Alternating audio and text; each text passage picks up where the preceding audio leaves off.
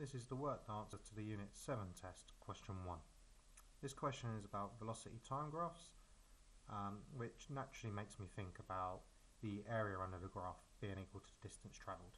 In this question, we're told the car is initially travelling at 15 meters per second for t seconds, then decelerates to 10 and then accelerates to 20.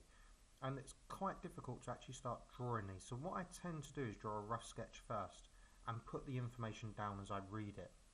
So it's a quick rough sketch. It's going 15 for t seconds. It then decreases for half of t, so we're adding 0.5t, so 1.5t, so it gets to 3t over 2, and that comes down to 10 seconds, so it gets to somewhere like there.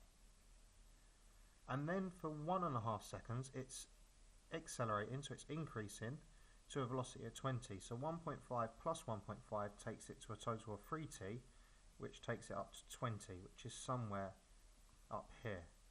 So as I'm working through the question, I would be drawing a rough sketch.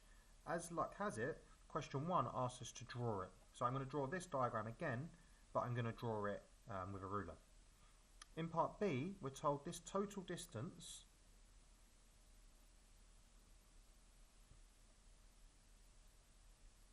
is equal to 1,312.5 meters. So I'm going to draw it accurately and then I'm going to work through the question.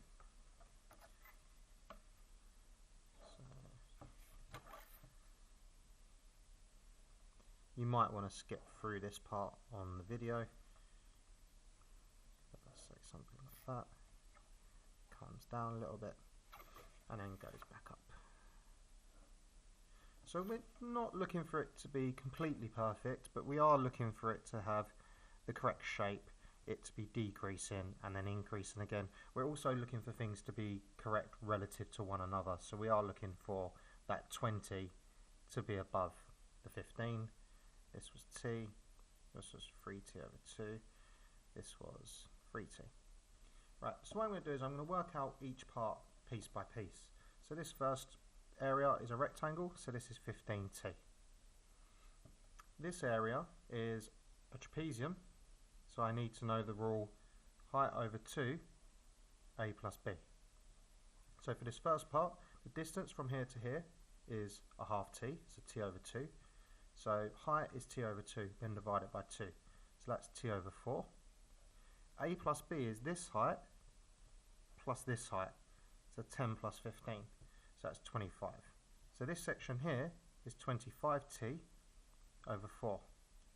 I'm going to do exactly the same for this trapezium, but this time the height is 1.5t. So from here to here, divide that by 2, I end up with 3t over 4. The A is 10, the B is 20, so we end up with 30 here, so 90t over 4. So I've now worked out the distance travelled relative to t.